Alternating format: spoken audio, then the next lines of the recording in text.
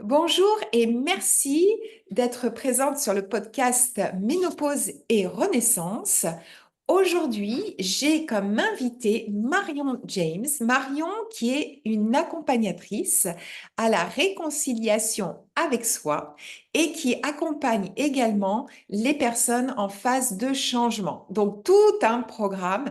Et bien évidemment, j'ai eu très envie bien d'échanger avec Marion puisque nous savons toutes que cette phase de la ménopause est un énorme changement dans la vie des femmes. Et puis, nous avons échangé auparavant un petit peu avec Marion et elle a énormément de choses passionnantes à partager. Donc, je suis vraiment ravie, Marion, de t'accueillir dans ce podcast. Et puis, on va rentrer tout de suite dans le vif du sujet. Est-ce que tu peux te présenter et nous expliquer ce que c'est la réconciliation avec soi? Parce que c'est des très beaux mots. Je sens qu'il y a énormément de choses là derrière. Donc, écoute, je vais tout de suite te laisser la parole. Écoute, merci Isabelle, puis bonjour, je suis ravie d'être ici avec toi. Alors effectivement, la réconciliation avec soi, c'est quelque chose de très large. En fait, j'accompagne en fait des femmes et des hommes à faire la paix en fait avec leur alimentation, avec leur corps et avec leur image. Ça, c'est vraiment le gros. Ma grande mission, c'est en fait les accompagner à s'aimer pour de vrai. Donc, quand on aime son corps, quand on aime son image, quand on s'aime soi, finalement, on va gagner en confiance en soi, en estime de soi, et la vie, elle sera beaucoup plus légère et plus sereine. Donc, voilà la grande ligne, en fait, de cet Oui. accompagnement.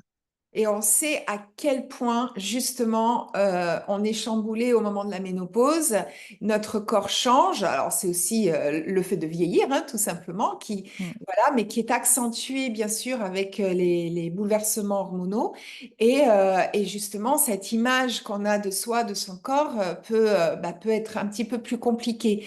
Et est-ce que, justement, dans tes accompagnements, tu as des femmes qui traversent aussi cette phase et est-ce que justement tu as noté et remarqué à quel point, pour certaines, évidemment, d'autres traversent tout ça comme une fleur et c'est super, mais c'est pas le cas de tout le monde. Donc, est-ce que tu as remarqué dans tes accompagnements, si tu accompagnes des femmes dans cette transition-là, justement ce rapport au corps qui change et à quel point ça peut être difficile? Alors oui, effectivement, Isabelle, j'accompagne énormément en fait de femmes qui arrivent à la ménopause ou qui sont ménopausées parce que malheureusement, comment dire, c'est pas toujours très bien accompagné. Enfin, en tout cas, elles se sont pas préparées. Euh, Clairement, oui, les femmes, on est plus sujettes de toute façon à avoir ces changements, on va dire, hormonaux. C'est vrai que notre vie, elle est faite de cycles très différents et que ce soit au passage à l'adolescence, avoir des enfants, etc. On est très lié à notre cycle. Et le passage de la ménopause, c'est vraiment un passage extrêmement important finalement, qu'il est important donc de préparer aussi pour amener aussi de la douceur dans ce passage. Et très souvent, j'ai des femmes qui justement ne se reconnaissent plus, qui se sentent mal dans leur corps, qui ont, on va dire, qui ont du mal à gérer en fait tout ce trop plein émotionnel parce qu'en fait, c'est vraiment des variations. Ça fait vraiment yo-yo, un coup super bien, un coup je vais pas bien. Et du coup, elles se sentent vraiment pas bien avec ça. Et je sens que elles sont un peu, elles ont un peu honte. Il y a une espèce de dégoût de soi, que l'image qu'elles vont regarder dans le miroir, ça leur correspond plus. Enfin, on sent qu'il y a un décalage, il y a quelque chose, ouais. Mhm. Oui, oui, c'est vrai que on perd un petit peu l'image qu'on avait lorsqu'on était plus jeune et cette Mm. phase-là, voilà, elle n'est pas toujours facile à accepter. Et je sais que donc tu accompagnes par l'alimentation. Alors on va revenir dessus, Mm. je sais que c'est pas forcément que ce qu'il y a dans l'assiette, mais comment on mange, mais ça on le verra un peu plus tard. Mais j'avais quand même envie de te poser cette question. Est-ce que tu as remarqué qu'il y avait un changement au niveau de l'alimentation ou bien au contraire, est-ce que tu as remarqué que finalement, on ne fait aucun changement à ce moment-là? Est-ce que ça peut aussi être la résultante de ces kilos supplémentaires? Alors, il y a plusieurs choses en fait. Effectivement, le contenu de notre assiette est quand même important, il faut quand même pas se mentir. Mais en soi, l'idée, c'est d'une, se faire plaisir, c'est hyper important. Finalement, c'est de rentrer d'être dans une alimentation plus intuitive, mais plus nourrissante pour son corps, être à l'écoute de soi.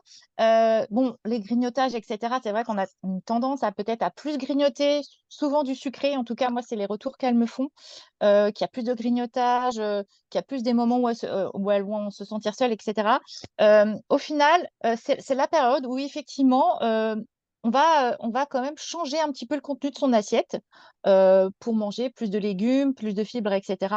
Mais c'est tout en conservant cette notion de plaisir, surtout pas rentrer dans les régimes, surtout pas rentrer dans des privations. C'est extrêmement important. Et puis, il y a toute cette variation hormonale. Donc, du coup, il y a des choses physiologiques qui vont changer dans notre corps. C'est un passage de toute façon où il faut s'accepter aussi, quand bien même il y a des changements, il va y avoir des variations de poids parce que c'est comme ça finalement, la nature est ainsi faite. On a nos hormones qui vont changer, il y a des choses qui vont se passer un peu différemment et il y a une prise de poids. Alors attention, bien évidemment, si on a une activité physique régulière, si on mange des choses saines, etc., on va limiter cette prise de poids. Mais il y a aussi toute cette partie émotionnelle, en fait, comment dire, qu'on conserve en nous. Tous ces petits traumatismes, tous ces petits chocs émotionnels qu'on a toutes ces années gardés et qu'on n'a jamais ressortis, etc., qui vont en fait faire partie aussi de cette prise de poids. C'est-à-dire que notre corps, il est intelligent.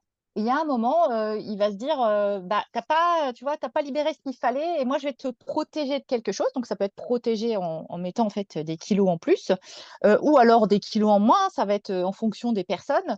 Et en fait, le corps, tout simplement, il y a une manifestation de la part du corps en disant, attention, en fait, ce sont des signaux. En fait, il nous envoie des signaux comme quoi on ne s'est pas libéré de toutes les émotions qu'on avait vécues. On ne s'est pas libéré de tous les bagages émotionnels qu'on avait, parce qu'on en a traîné quand même pas mal depuis toutes ces années. Et il y a cette partie-là aussi qui est extrêmement importante. Donc, en fait, c'est vraiment plusieurs choses conjuguées qui vont faire qu'il y a une prise de poids à ce passage-là. Pourquoi? Parce que c'est une vraie transition, en fait. C'est la fin de la vie de maman proprement parler. On débute une autre vie, mais c'est un cycle normal. Donc, il y a des variations physiologiques logiques et qu'il faut, comment dire, et qui malheureusement ne sont pas présentées ou pas préparées. Et donc, les femmes ne comprennent pas ce qui se passe. Il y a cette incompréhension. Oui, parce que justement, tu parles de la physiologie et on sait qu'au moment justement de cette ménopause, eh bien, la graisse qu'on avait au niveau de nos hanches vont naturellement migrer vers le ventre. C'est comme ça.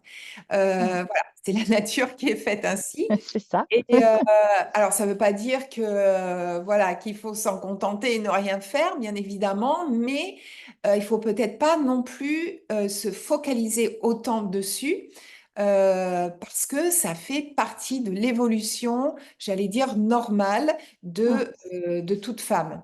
Mais pour en revenir à cette histoire, tu parlais de grignotage, qu'on avait plus envie de sucre, de choses sucrées parce que ça va nous réconforter.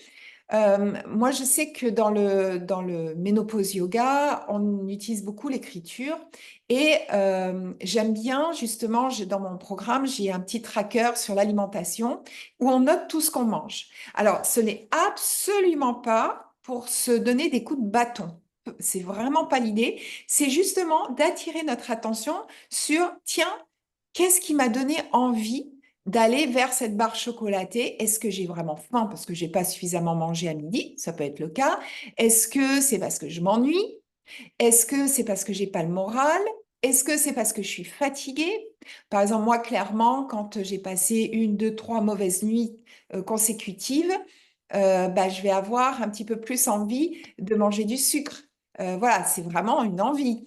Donc, est-ce que ça, c'est quelque chose que on peut travailler justement, que tu utilises peut-être dans tes accompagnements aussi, de venir se poser la question, qu'est-ce qui motive cette impulsion alimentaire? Alors oui, complètement. Ça fait entièrement partie de ce que je propose. Alors, il y a plusieurs choses. Effectivement, c'est hyper intéressant ce que tu proposes parce que dans le sens de noter ce qui se passe et de voir en fait qu'est-ce qui peut déclencher en fait cette envie de sucre, il y a plusieurs facteurs à ça. Alors déjà, la première chose à faire, c'est de vraiment se poser la question, est-ce que j'ai faim? Parce qu'il y a souvent ces fins conditionnées, hein, puisqu'on est habitué à nos heures de repas, le matin, le midi et le soir. Et pour le coup, on se pose parfois pas la question de savoir si on a faim. On mange par automatisme. On est en pilotage automatique. Là, l'idée, c'est vraiment de se réapproprier ces sensations corporelles et d'écouter les signaux en fait qui va nous donner, donc les signaux de faim ou de satiété, et de se dire déjà tout simplement, avant de se mettre à table, est-ce que j'ai vraiment faim? C'est quoi? Qu'est-ce que mon corps il m'indique comme signaux pour me demander si j'ai faim? Donc déjà, ça, c'est des choses qui se rééduquent. Ça se fait pas du jour au lendemain, parce que dans nos quotidiens, en fait, on est toujours un petit peu à 100 à l'heure, et parfois on mange vite, etc. Et du coup, on a un petit peu mis de côté cette écoute corporelle. Et donc ça, c'est des choses qui se travaillent. Alors, en plus, avec le yoga, je trouve que c'est génial. Mais tu vois, ça, c'est quelque chose qu'il faut retravailler.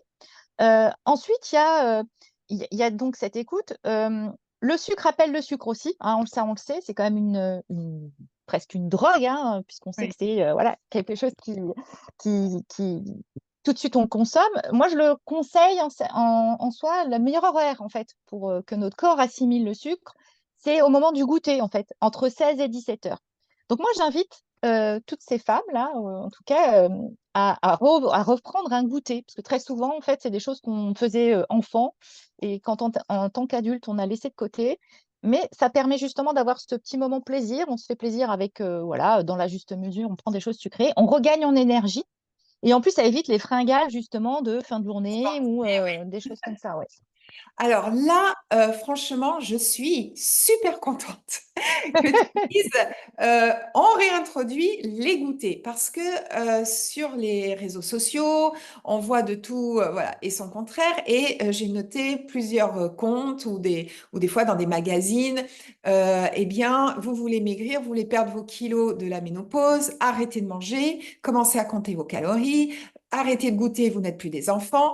Et moi, je m'insurge contre ça parce que Mm, on n'est plus dans cet âge de quand on avait 20, 25 ans, on voulait le summer body à tout prix. Et voilà, aujourd'hui, on apprend à se nourrir pour être en forme, pour avoir une super santé, pour voilà, pour profiter de la vie et croquer la vie à pleines dents. Et justement, j'adore cette expression, croquer la vie à pleines dents. mm. Donc, ça passe aussi par l'alimentation, mais une alimentation réfléchie. Et donc, voilà. Et moi, je sais que je peux pas faire sans mon goûter. Et Moi non d'ailleurs, plus. psychologique, parce que des fois, le midi, je me dis, ah, je me serais bien tentée par un petit dessert, mais je me dis, bah non, je sais que je vais avoir mon goûter. Donc, voilà. Donc, il y a ça aussi. Et puis, voilà, comme tu dis, c'est vrai que dans la limite, évidemment, hein, on va pas aller se manger un paquet de biscuits en entier. Mais bon, un fruit, quelques amandes, un carré de chocolat et on est pas mal quand même, non? Qu'est-ce que tu en penses? Alors moi, je suis 100% d'accord, hein, tu prêches une convaincue. Moi, j'adore aussi faire mon goûter, c'est un moment plaisir. C'est aussi une pause qu'on s'accorde dans la journée, quoi. Donc, et puis je reviens juste, tu vois, au grignotage. Tu sais, parfois on a cette tendance à manger sucré. Ça, c'est assez courant, en tout cas chez les femmes que moi j'accompagne.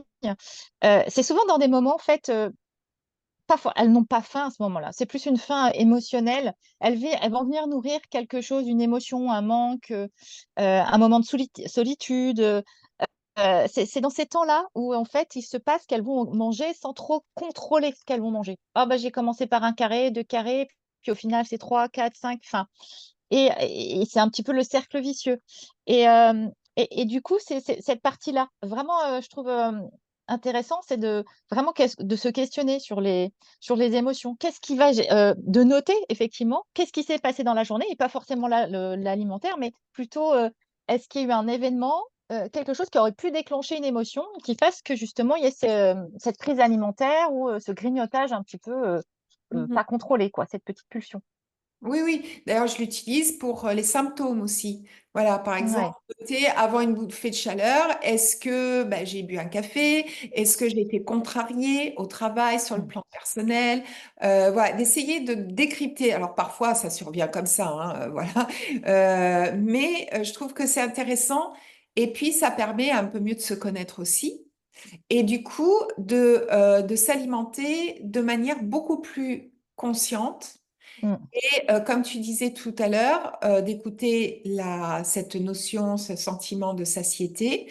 Parfois, c'est vrai que quand on travaille, par exemple, en entreprise, à l'heure, on n'a pas le choix. Même si on n'a pas faim, si Mm. l'heure pour aller déjeuner, c'est 12h30, 13h, de toute façon, on va déjeuner à ce moment-là.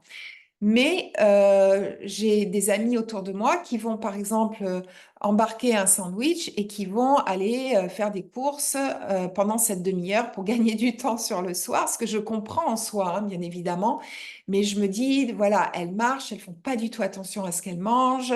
Et ça va pas évidemment contribuer à avoir peut-être un rapport sain à la nourriture. Mm. Et ça aura forcément aussi des impacts sur le poids, ou si c'est pas sur le poids, mais en tout cas au niveau de notre digestion, on peut avoir après des maux de ventre, des ballonnements, voilà, parce qu'on mange sans y mettre aucune conscience. Alors, toi, est-ce que c'est quelque chose dans ton accompagnement sur lequel tu vas justement appuyer? Alors ça, oui, complètement aussi. J'invite à ce qu'on appelle la pleine conscience, à être dans l'instant présent. Donc, ce qui inclut déjà l'exploration sensorielle. Ça veut dire reprendre contact avec son corps, c'est à travers ses sens, puisque c'est les sens qui vont, comment dire, nous reconnecter en fait à notre corps en intérieur et qui vont nous permettre de nous ouvrir à l'extérieur. Les sens vont nous donner des précieuses informations. Donc, j'invite vraiment à toute pratique qui va pouvoir justement se reconnecter aux sens. Que ce soit, moi j'utilise la cuisine beaucoup, puisque ça c'est une de mes approches, parce qu'il y a les cinq sens qui sont sollicités, l'odorat, le goût, la vue, enfin tout est voilà. Et donc on va être pleinement à ce qu'on fait. Donc l'idée c'est plutôt que ce soit un moment fun. Et donc du coup, pareil pour l'alimentation. Donc c'est vrai que si on fait les courses en même temps, alors je l'entends bien, hein, on l'a tous fait, hein, on ne peut pas être à 100% tout le temps, mais le moment du repas, c'est un moment de pause dans sa journée et c'est extrêmement important d'être à 100% à ce qu'on fait, en tout cas d'être en pleine conscience et dans l'instant présent. Pourquoi? Parce que du coup, déjà, ça va nous amener à prendre le temps de manger et donc à manger moins. Parce que finalement, on va être dans cette observation, on va prendre le temps de goûter, de sentir, etc. Et du coup, finalement, on va vite se rendre compte qu'on va moins manger. Il y a une prise alimentaire qui est moins importante, puisque déjà, on est à ce qu'on fait, et puis on est plus vite rassasié. Donc ça fait partie déjà d'une formule extrêmement importante. Et en plus, on va bien mieux digérer, puisque ça va éviter les ballonnements de fin de repas, etc. Et donc, on va rééduquer, réapprendre notre corps en fait à nous parler, à dire, ah tiens, là, j'ai trop mangé, là, j'ai pas assez mangé, etc. Et donc, du coup, petit à petit, on va vraiment reprendre en fait le pouvoir, son pouvoir personnel sur ses limites et une alimentation beaucoup plus intuitive. Donc, ça veut dire qu'on ne va pas être à compter ce qu'on va manger, on ne va pas être à tout peser, etc. On va se dire, bah là, c'est bon, j'ai plus besoin. Et donc, du coup, on va s'arrêter de manger de toute façon. Oui, voilà. Alors, je me rappelle d'une expérience de pleine conscience que j'avais faite avec, bon, voilà, avec un accompagnant. Et on avait mis, je pense, peut-être un quart d'heure à manger une orange. Parce que on avait commencé comme ça par la regarder sous toutes ses coutures, la toucher, donc avec cette peau granuleuse, les aspérités, etc. Le temps de l'éplucher. Donc, on avait cette sensation du toucher. Et enfin, bon, on pouvait la déguster. Ça a mis beaucoup de temps, voilà, en savourant le jus, même qui dégouline, Mm. etc., sur le menton. Mais bon, sans aller jusque-là, là, c'était pour l'expérience et pour faire toucher du doigt ce qu'est l'alimentation de pleine conscience. Mais sans aller jusque-là, c'est vrai qu'après, juste regarder son assiette, essayer de se faire bon, sans passer des heures, mais juste une petite présentation, essayer de manger lentement. Alors, je me rappelle de ma grand-mère qui me donnait toujours ce conseil, c'est entre chaque bouchée de poser ses couverts. Mm. Voilà, on Un commence très bon pas conseil. déjà à préparer ses bouchées alors qu'on a la bouche pleine. Voilà, on pose ses couverts et ensuite, voilà. Et du coup, forcément, on mange beaucoup plus lentement. Et comme tu dis, c'est vrai qu'on a du coup un effet de satiété qui vient beaucoup plus vite. Donc, naturellement, on mange moins. Mm. Et là aussi où je suis très contente de t'entendre dire de ne pas compter ses calories, parce que ça aussi, c'est quelque chose qu'on entend, mais on n'a Mm. pas besoin. Si on pratique une nourriture, une alimentation, on va dire, plus consciente, si on se dit, je nourris mon corps dans tous les sens du terme, pour être en pleine forme, l'approche est totalement différente. Ah ben là, on est complètement d'accord.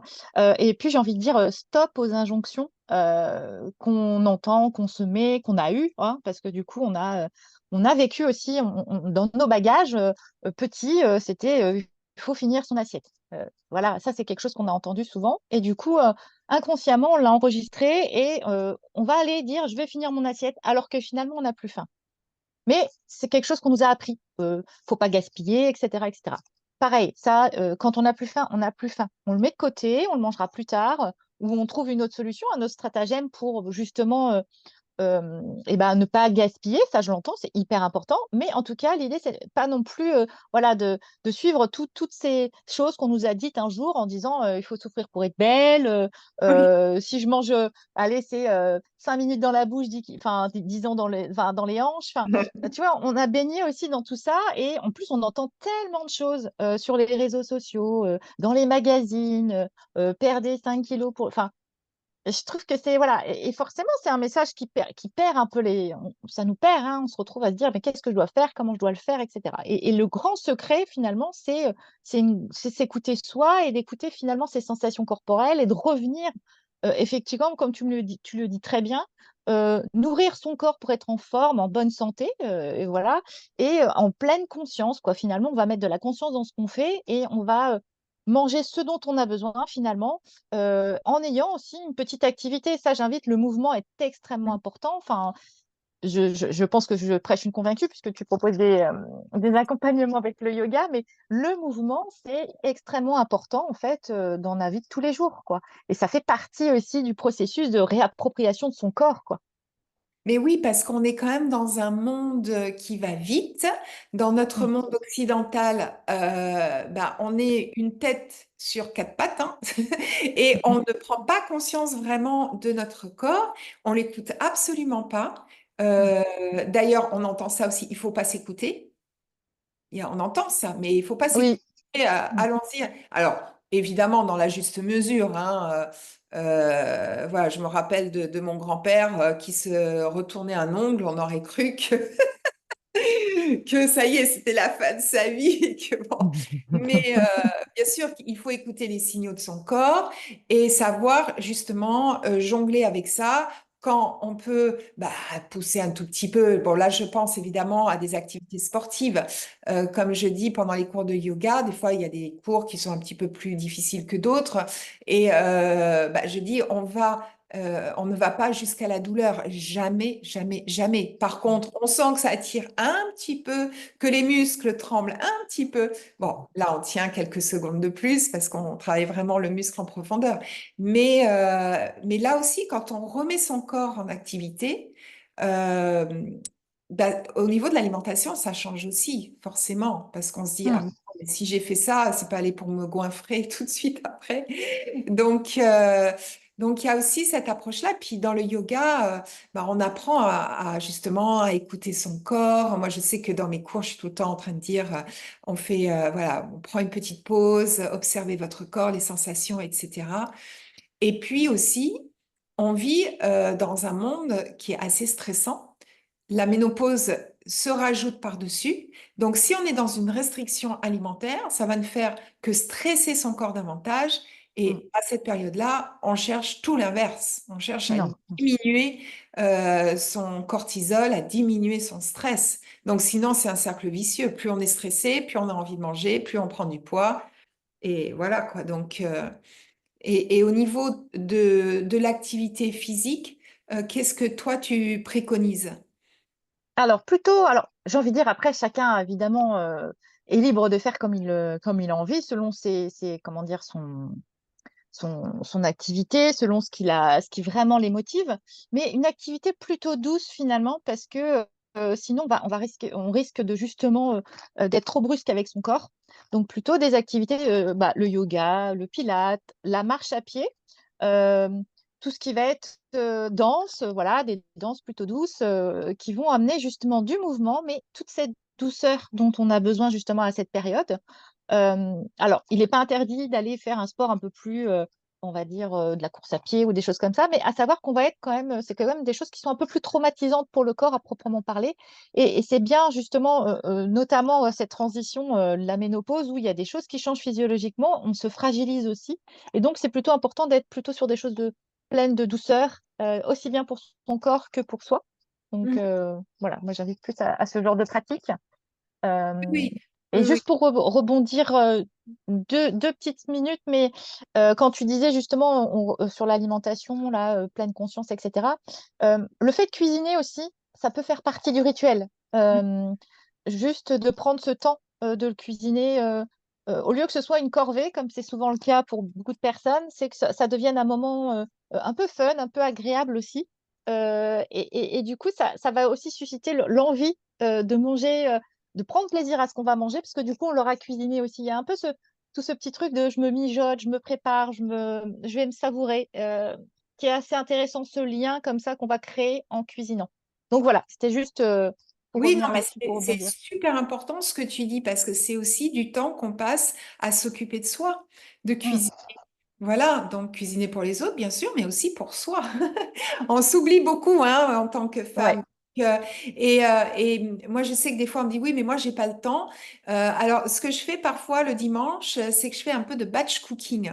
Donc, je ouais, super. vais couper quelques légumes, comme ça, au moins, c'est fait. Je mets ça dans des tupperwares. Et puis, voilà, par exemple, ça peut être une patate douce que je vais couper en petits carrés. Et puis voilà, j'ai plus qu'à mettre un peu d'huile d'olive, de l'ail, un peu de paprika, enfin voilà, des épices, hop, au four, et j'ai plus rien à faire.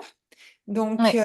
euh, donc c'est vrai qu'on peut bien manger sans que ça devienne quelque chose, comme tu as dit, sans que ça devienne une corvée ou sans que ça prenne un temps, parce que je comprends très bien celles qui rentrent tard à la maison, qui ont encore des Mm. enfants à la maison, voilà, qui cavalent tout le temps.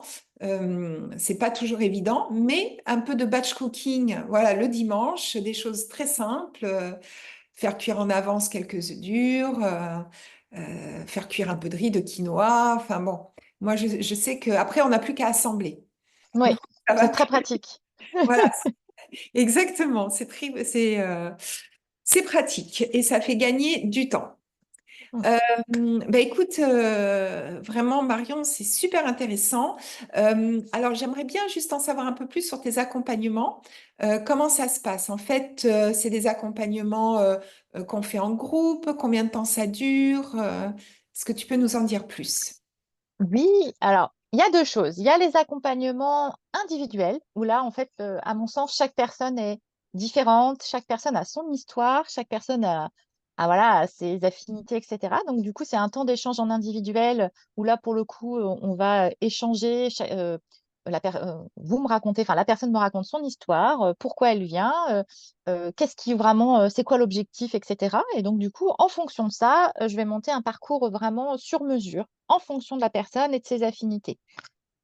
Et après, il y a les parcours qui sont plus collectifs, où là, on va dire, c'est du mentoring collectif, avec des temps aussi d'intelligence collective, parce que le groupe va venir nourrir le groupe. Souvent, c'est des groupes qui sont de 8 personnes maximum, parce que du coup, il faut quand même qu'on favorise les échanges et un espace sécurisant. Ça permet à des personnes qui n'ont pas forcément les moyens de suivre, on va dire, un accompagnement individuel, de pouvoir justement avoir un suivi. Et il se passe des choses exceptionnelles toujours, même dans le collectif, parce que je trouve que c'est toujours merveilleux. Et puis après, moi, j'ai plusieurs outils, tu vois, pour accompagner, parce que j'ai une boîte à outils ou ma marmite, comme je dis, un peu remplie. J'ai la cuisine thérapie, tu vois, qui est une pratique justement un peu comme l'art-thérapie, sauf que mon médiateur, c'est la cuisine. Donc, du coup, beaucoup de pleine conscience, beaucoup de ce lien justement avec la nourriture, etc., qu'on va reprendre, enfin, on va reprendre le lien avec cette nourriture qui parfois, avec qui on est fâché, avec qui on n'est pas toujours en accord. Et du coup, voilà, ça permet de faire un petit peu la paix avec son assiette. Il y a aussi la photothérapie. Alors, la photothérapie, c'est pas. Parce qu'il y a plusieurs photothérapies. Alors, la photothérapie, c'est pas la lumière qu'on met pour la peau, pour justement les problématiques de peau. C'est pas la lumière bleue. Là, c'est vraiment de la photothérapie. On utilise la photo comme un médiateur. Et là, en fait, l'idée, c'est d'aller interroger un petit peu les archétypes féminins et masculins qu'on va en nous pour justement libérer les émotions que l'on a. c'est un outil de libération émotionnelle très puissant et de réconciliation avec son corps. Et puis après, je travaille énormément autour des émotions, parce qu'à mon sens, c'est une des grandes clés, hein, parce que euh, moi, les deux grandes clés de mes accompagnements, c'est l'exploration sensorielle, vraiment la reconnexion à son corps. On reprend le pouvoir qu'on a sur nous-mêmes, en fait. Et du coup, on va réouvrir, finalement, reprendre accès à cette boîte émotionnelle, aux émotions que finalement on n'a pas vécues, les émotions qu'on a engrammées dans notre corps, parce que finalement, toutes les émotions qu'on n'a euh, pas pris le temps de libérer, etc., elles vont s'engrammer dans notre corps. Donc, ça peut être soit sous forme de kilos en trop, soit sous forme de douleur, soit sous forme de plein d'autres choses, parce que notre corps, il est intelligent, hein, c'est une grande machine.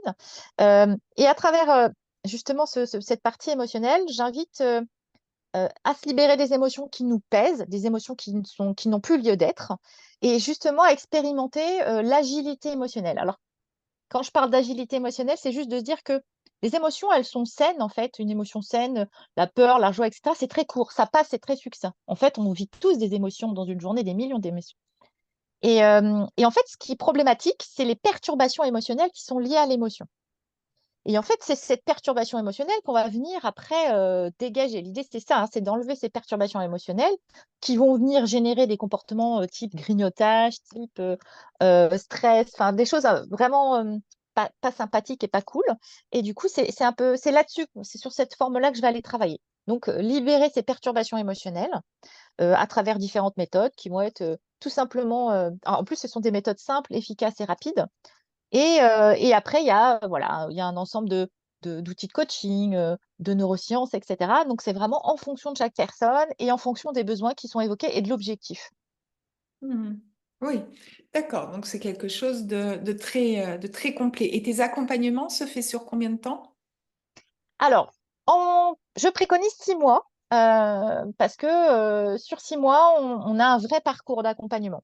Souvent, en fait, les femmes, ou même les hommes, hein, mais en tout cas les femmes qui viennent me voir, elles ont des problématiques qui sont finalement là présentes depuis plusieurs années. Mhm. C'est installé, etc. Alors, le poids, c'est un symptôme, j'ai envie de dire. C'est un peu le dessus de l'iceberg, cette prise de poids finalement. Et en fait, on se rend compte qu'il y a plein d'autres choses derrière. Et en fait, l'âge de la ménopause, quand on arrive à la ménopause, c'est un peu le moment où cette transition, où notre corps, il nous fait un peu part de tout ce truc qu'on n'a pas pris soin de faire avant, en fait, hein. C'est un peu c'est un peu cette transition, ce passage-là. Il dit attention, voilà. Et du coup, c'est aussi pour ça qu'il y a cette prise de poids-là parce que du coup, on n'est pas assez bien préparé à cette période-là, parce que c'est vrai, on en parle très peu finalement de la ménopause. Euh, je pense que c'est quelque chose qui se prépare plusieurs années avant, qu'il faut amener de la douceur en fait, et on n'est pas très doux souvent avec soi-même. Mhm. Et du coup, c'est à travers ça en fait que je trouve important. Donc oui, 6 mois, je trouve que c'est l'idéal, dans le sens où eh ben, on a le temps d'aller en profondeur, on a le temps en fait d'aller évidemment chercher enfin, de répondre à l'objectif de la personne. Après, quand bien même il y aurait besoin, je reste toujours présente, bien évidemment. Et il y a des personnes avec qui ça peut être plus court, quoi. Mais voilà, en moyenne, c'est 6 mois. D'accord. Bon, de toute façon, je mettrai toutes les infos dans la barre de description pour te retrouver si on a des questions. Et du coup, Marion, je termine toujours par cette question. Si tu as un rituel beauté ou bien-être, est-ce que tu acceptes de le partager avec nous? Alors oui, alors un rituel beauté bien-être, j'ai envie de dire, je sais pas si c'est un rituel beauté bien-être, mais moi je sais que j'ai plusieurs choses. Je vais partager mes petits tips si tu veux. J'utilise beaucoup l'essence, hein, évidemment. Vous l'aurez compris. Donc j'utilise beaucoup l'olfaction d'huile essentielle déjà pour m'accompagner. Donc ça fait partie un peu de mes rituels tous les jours. Je vais avoir une huile essentielle donc qui va soit me canaliser plutôt au niveau je sais pas, si je me sens un peu stressée ou si au contraire j'ai besoin de douceur, etc. Donc du coup, les odeurs m'accompagnent beaucoup. Donc ça fait partie de mes petits rituels. Euh, J'adore me faire mes petits pancakes le matin, maison. Ça fait partie de mon rituel bien-être parce que, alors je les fais sans gluten, mais là c'est plus par par envie, je teste en fait et je varie les plaisirs et ça me fait du bien. Alors, ça paraît bête, hein, mais rien que de les faire et de les faire cuire, de les manger après derrière, déjà je prends plaisir à le faire, je mange moins et en plus j'ai pas faim dans la matinée. Mm. Donc ça, c'est vraiment mon petit truc et j'invite aussi à ce temps, je fais toujours une petite méditation, heu et j'invite aussi à prendre l'air. Enfin, moi, j'ai besoin de prendre l'air, j'ai besoin de sortir d'aller Mm. marcher, de me mettre en mouvement et de prendre l'air. Donc ça, c'est voilà, c'est mon petit rituel, on va dire, bien beauté bien-être, au quotidien. Bon, ben écoute, d'abord les pancakes et après on va marcher un petit peu. C'est ça. Bon, mais en tout cas, un grand, grand merci Marion pour cet échange qui était vraiment très, très intéressant. Je suis ravie que tu aies accepté mon invitation. Et puis, ben, on va clôturer du coup l'épisode. Et à toi qui as écouté l'épisode, eh ben, je te remercie infiniment. S'il t'a plu, ben, je t'invite à le partager autour de toi. Ça m'aide beaucoup à faire découvrir mon podcast. Et je te dis à très vite pour une nouvelle épisode.